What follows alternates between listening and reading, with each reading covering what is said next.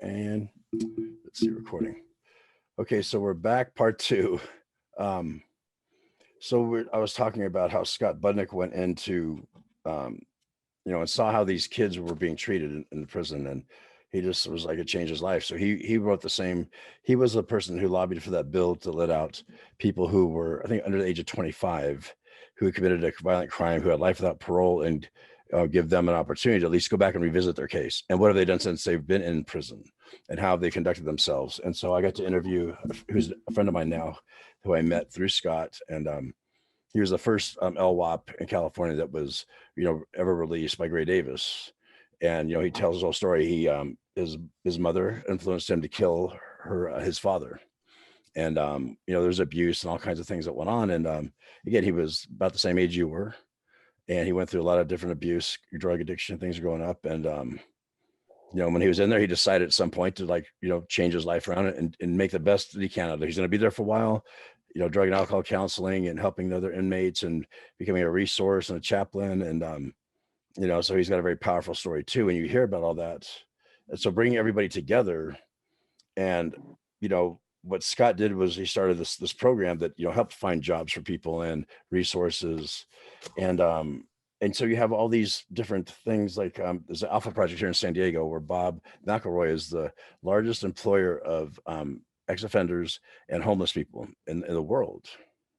And Awesome. and he went not undercover, but he wanted to see what it was like being homeless. And he found out that there's no incentive to not be homeless, because there's all these government programs you can take advantage of, which again, now you become the product, because all the people that are involved in that, there's a whole chain of people that's an industry now in the government that help the homeless, and they don't want them to get jobs because then they lose their job. So, you're incentivized to be homeless, get the free money, get food stamps, get a free phone.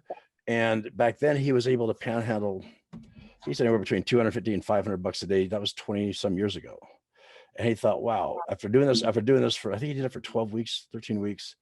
And he was just like, well, I'm going to do something to change. I'm going to show people, how to change their lives to become, productive. I'm not going to give them a handout. I'm going to give them a help up. And that was his motto.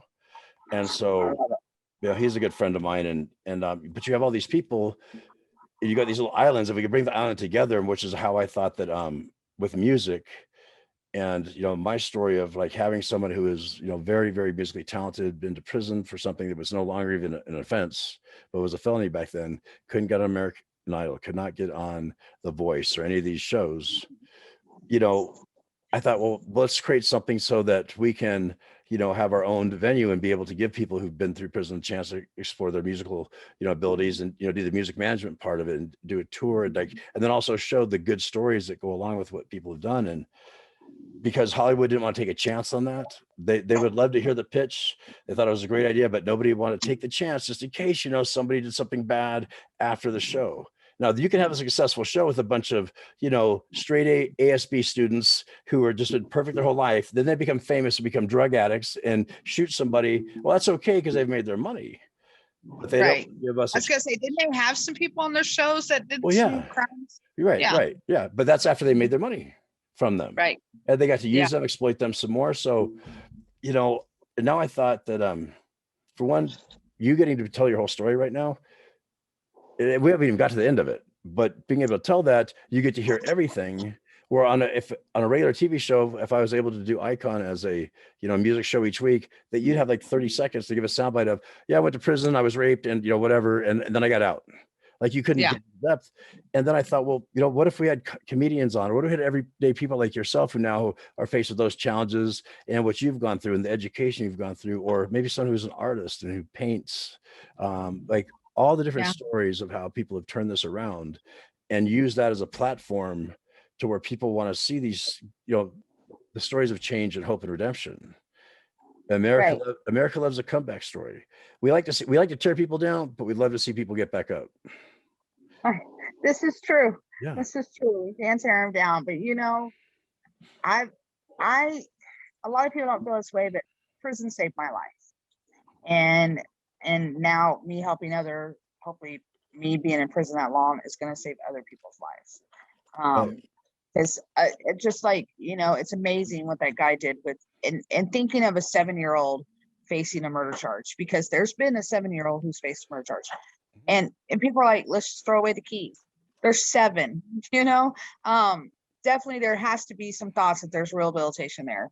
And Society's scared. They're scared of that. They're wondering what that 7-year-old's going to turn out like, and they're just scared. They've been pumped and filled with all these thoughts that the media programs us with. So we think the worst. That's and the problem. my dream too is also to go back, and I want to go to high schools and speak and, tell my story and how choices matter. I want to go into juvenile facilities and speak how, your choices do matter. And, taking a kid and throwing them away, it's not the answer. It's not what we need to do. It's not working. It's not working. Exactly. The evidence is in, right? 10. Yeah. They grow up there till they're 18. They get to prison. Now they're in an adult prison till they're 25, and then say they're released. You've let them live like an animal and in an animalistic, wild way for all those years, and then you just set them free, going, well, hope you don't do nothing. Because they know they're going to come back. That's why they know they're going to come back. Like, hey, we'll see you in a few months and bring a friend with you. We got rooms for you. That's what it is. They always leave the light on. I used to listen to Hotel California because I loved the part where it says, you're looking for the door, but you can't basically find it. I can't remember it now. Now my mind break. But it's the same thing when you're looking for your freedom and nobody cares. I love that part from the Eagles. And I learned to fight when I was in there, whether you fought because you had to fight a conduct violation you got, or I was fighting for my freedom. I was always fighting for justice somehow, and it's just in me to fight for others who are the underdog. And because I've been the underdog myself, and I know that people can change.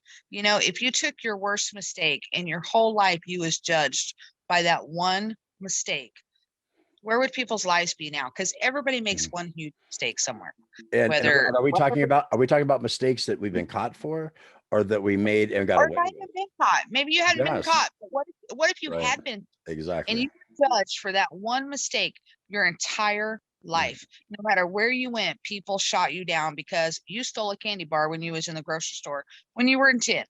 You know what I mean? But all your life, you're just a thief. Right. They're saying, oh, you stole that candy bar when you was 10 from Piggly Wiggly. You'll never be right. You'll never be okay.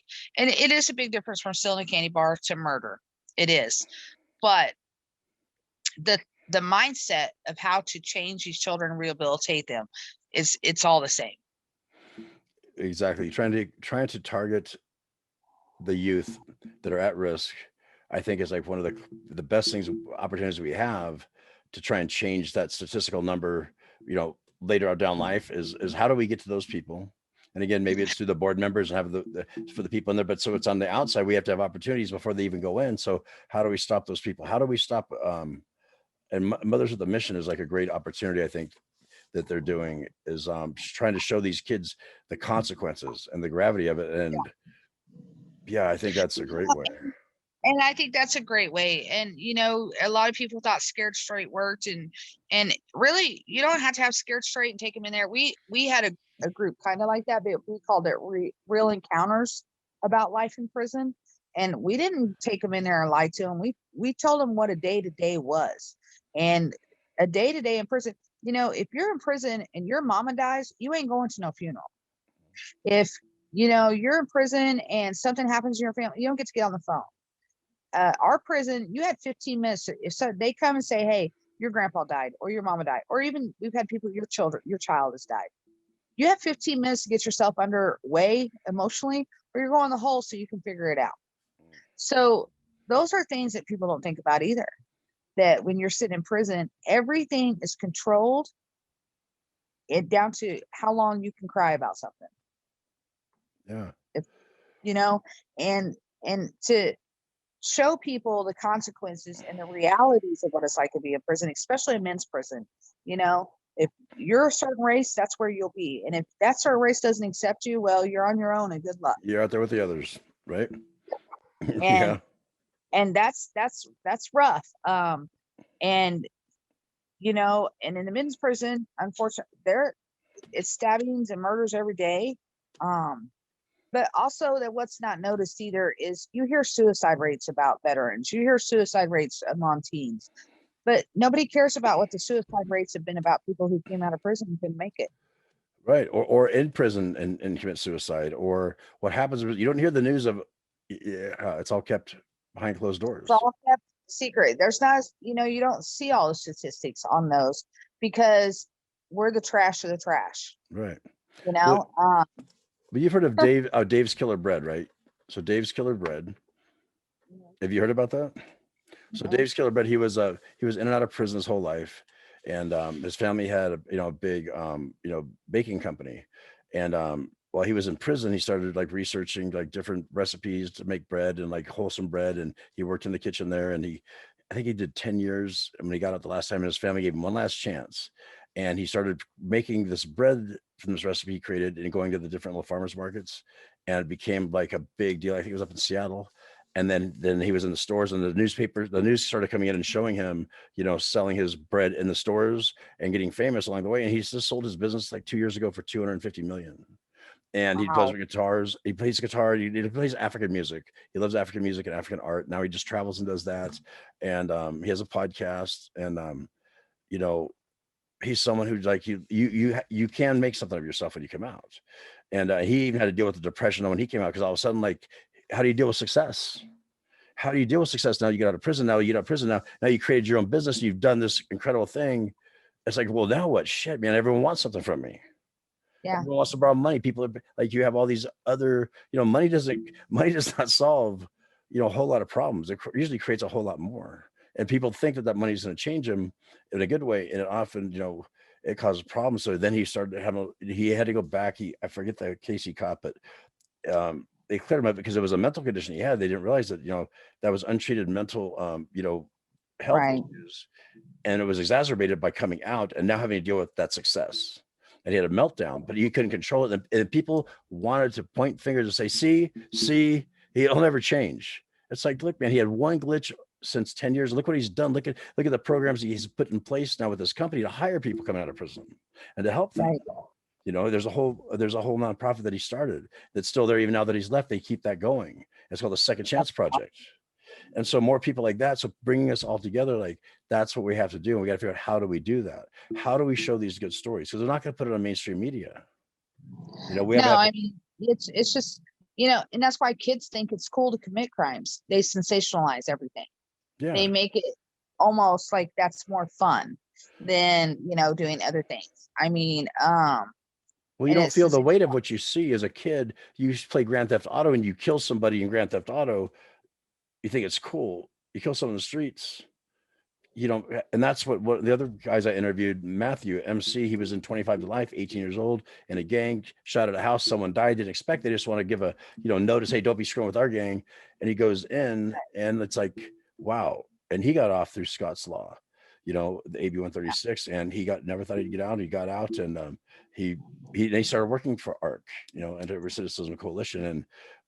And so I was going to ask you, knowing now what what would you go back and tell your 17-year-old you that you think, is there anything that could be said to you at that time that would have made you change?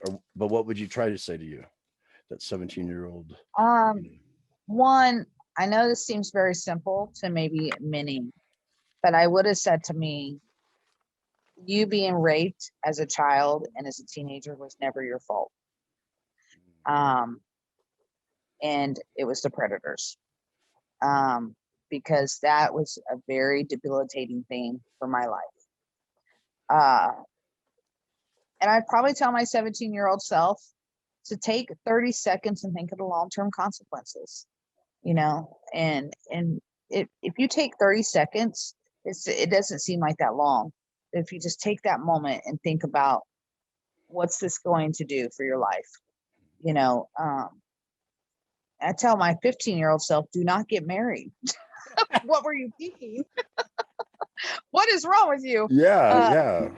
But that was my next question. I had put your 9-year-old, 11-year-old, 15, 7-year-old at each stage, what could you have told yourself that maybe would head off those things? And because it's so hard when you're living in that traumatic life that it's going to get better. You know, when I was 13, I tried to commit suicide, took a bunch of pills. I was in a coma for 3 weeks, you know, and they said I barely made it. And You were in a coma for 3 weeks? mhm. Oh, okay. I didn't, that's Yeah, what I I thought you said. overdosed on pills and I was in a coma for 3 weeks, and barely made it. And, you know, I think about that 13-year-old little girl who was just so broken that she thought taking her life was the answer. And, you know, to know that one day it can get better, but your choices are what makes it better or worse. Man, so many people need to hear that. That statement right there, it can get better, but your choices is what's going to make it better or worse. And that's man, that's a great point, because you know, the pain that someone has to be going through to want to take their own life, because our natural instinct is to live. Our natural instinct is to preserve our life at all costs. Oh yeah. And for someone to have that natural inborn, you know, feeling of I have to protect my life at all costs, whatever's happening takes that from somebody to where, okay, my best option is to take my own life and totally overturn what nature's taught you to preserve is fucking like incredible. It's you know, for each person it's different what that breaking point is. You know, what is that breaking point? You just want the pain to stop, you know, and a lot of times that's a permanent solution to temporary problem. Absolutely. So once again, if you make good choices, things will get better. Yeah. But if you revel in darkness, and when you're surrounded with darkness, like when you were surrounded with darkness, you know, where do you find that light? Like, where do you find that light? And the only thing I could tell people is, when I talk to people about my experience, is that I didn't know what to do, but I'll tell you what I would do now and tell somebody is, you have to find someone that you can trust, that's safe, to tell them everything. You have to find at least one person, and I can't tell you how to find that one person you can trust, especially someone who's been violated by all the adults and older people around them. How do you tell someone, like, every adult you've been around has molested you, beat you, taken advantage of you? But you got to find that one. Well, you know, go into maybe a church, go talk to somebody, you know, police, firemen, something where you can at least look and go. I absolutely agree with you there. And that's, for me, my change was finding something that I believed that was bigger than myself. And some people that's God, some people that's Jesus, some people that's Buddha. But if it's something that you're comfortable with, but for me it was God, and having something bigger than me that I could believe in helped. Yeah. A lot.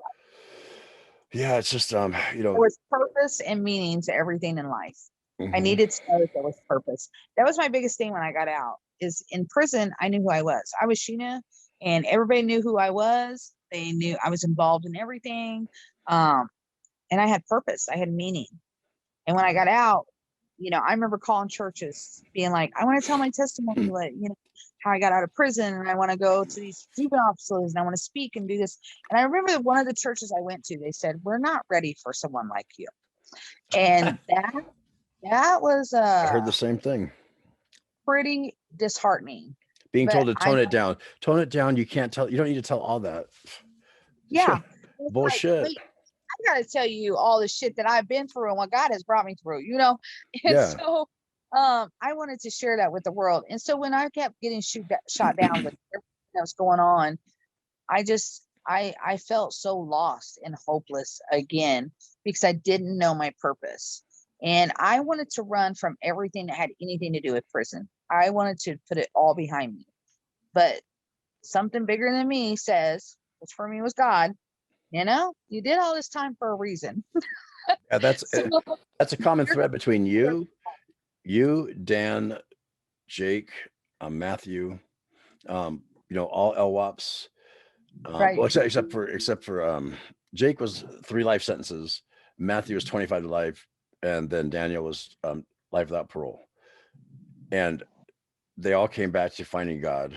You know, that's the one thing. They realized they're going to be in there for a while. I can do bad or I can do good. And they all chose to, you know, educate themselves, get involved in the, you know, whatever activities they could, or whatever programs or education learning they could to, you know, to pass the time. And then when things changed and they got out, it was like, okay, well, now I get to put this to use, so that you have a little bit better of a chance to, deal with the things on the outside, but it's same thing though. It's hard for all of you. And with Jake, he got into him and his wife now go down to Mexico, and he rescues human traffickers, the people who are being human trafficked. It's women and children who are being sold to sexual slavery is predominantly what he helps. And they've set up houses down there where they're nice houses, and the families can stay as long as they want. And he doesn't give them secondhand clothes, take down there to them. They buy them brand new clothes, and they have clean place to live, and they teach them trades, and they take that time to reintegrate them. Someone who's been treated like a dog for 10-15 years of slavery, and what they do to the kids is horrible. And God, listen to the one story he told him there, how him and his wife are trying to adopt a little 11-month-old baby girl who is being used as a sexual toy, and the mother was like 11 years old. I think the mother was 11 years old, and maybe the baby was under a year, I believe, and the mother was only 11, and they had heard about this. They sought her out, and then found her. She was addicted to drugs. She's been used as a human pincushion for sex and all this stuff. And she had a baby, and she doesn't have a choice. And so they're trying to adopt the baby and bring her over here. But you hear someone who went from being this violent, he was this violent man who wanted to kill himself in prison. He was ready to hang himself. And God told him, he just heard God's voice as he had tied his own noose. He said, I tied this sweet noose and I was going to take my life. And then God grabbed me and said, no, that's not what's going to happen. You have a bigger purpose for you. And so he started his own church. It's called Hotter Than Hell Church. And that's a lot of ex-cons go there and people, but they tells the real stories. And now he's got a moving company, and he does that. And then they rescue, and all that money is funneled over to help the nonprofits who rescue people who are being human trafficked. That's awesome. That's a difficult job to be in with those. I mean, since I've been out, I'm involved with Incarcerated Children Advocacy Network. Most of us long timers, us LWOPs that were kids went to prison, we're all out here fighting for other LWOPs, of course, but we're getting college degrees. I'm in college right now. Most of them are in college, or they've already completed college. They have good jobs. They're not really going back to prison. We're out here doing good things. Yeah. So it shows that, that kids can be rehabilitated, kids that, made mistakes as kids, and we all do have a purpose. And God told me my purpose is to help people coming out of prison. I really wanted it to be, being able to be skydiving and doing other things with my life. That'll have to come later. That's right. You have a higher purpose. Sure, God will bless me with those things. Is when I take care of his work, he'll take care of my dreams. So he always does. He always does. So but the nonprofit, it's not been easy because every group, you have those ones that are, they want to be ready, but they're not. Mm-hmm. So, but you can't give up, because there's going to be one person that really is ready. That's right. And so you want that person, and we want to change societal views that everybody goes to prison is not a bad person. They were a human being who made a bad decision. Right. And everybody was a baby once. Everybody was a baby that came out into this earth and had no idea how to survive. And now, I'm not talking about the Ted Bundys and all them out of the world. I'm talking about, the person that made that mistake. And because people always bring up to me, well, what about serial killers? Well, it's a little bit different. Even the psychology of them is different. They don't have emotions. They don't feel nothing. That's a psychological thing. And it's just, that's not who the people are. I'm not fighting for Ted Bundy's or Charles. Right.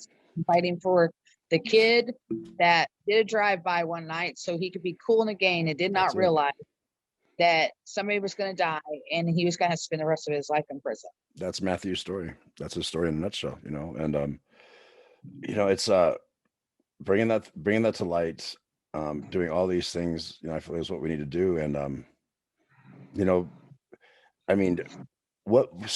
ask you this as a sort of an ending question. What is the thing that you're most proud of about yourself? Ooh, proud of myself? Surviving. Surviving everything. But right now, my most thing I'm proud of is that I'm in college and I'm getting my bachelor's. I'm proud of that. But I'm probably most proud of my group, Prison Did Not Break Me. I feel like it's helping people. It's helping me. It helps me every day. It helps them. And I've heard many people around me say they're proud of me for it. So that feels good. Great. All right. And I just got hired for Human Rights Watch to fight against LWOP. So I'm pretty proud of that too. That's awesome. That's awesome. And the last one is, what's your number one goal and when are you going to achieve it? My number one goal my number one goal is exactly what I said to you earlier, is to get people who've been in prison and rehabilitated on prison reform boards. Okay. And when is that going to happen? You know, Well, it's going to take a process, but I hope within the next 5 years, we have at least a few people on there.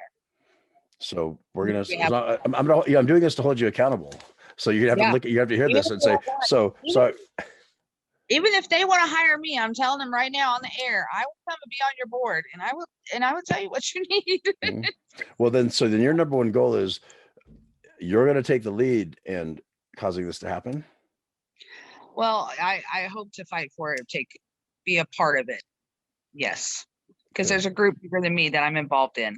Okay. And I hope to be a part of that does make that change. Don't hope. You're going to make it happen.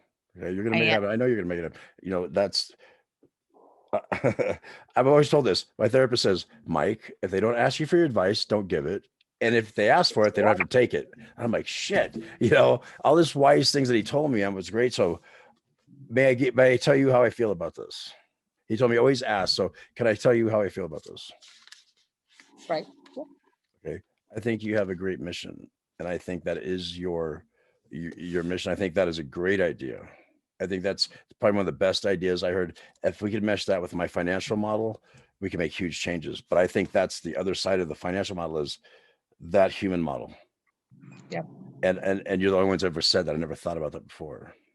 So I'm bestowing upon you the responsibility to get that out there, whatever it takes. I don't know what it takes. You know, maybe you find, I have no idea how that whole process would work, but I want you to know, I think that's an awesome idea. And I'm very happy that you said that, because that's going to be something to think about. And I'm really happy that I met you. I'm really happy that I got to see your story.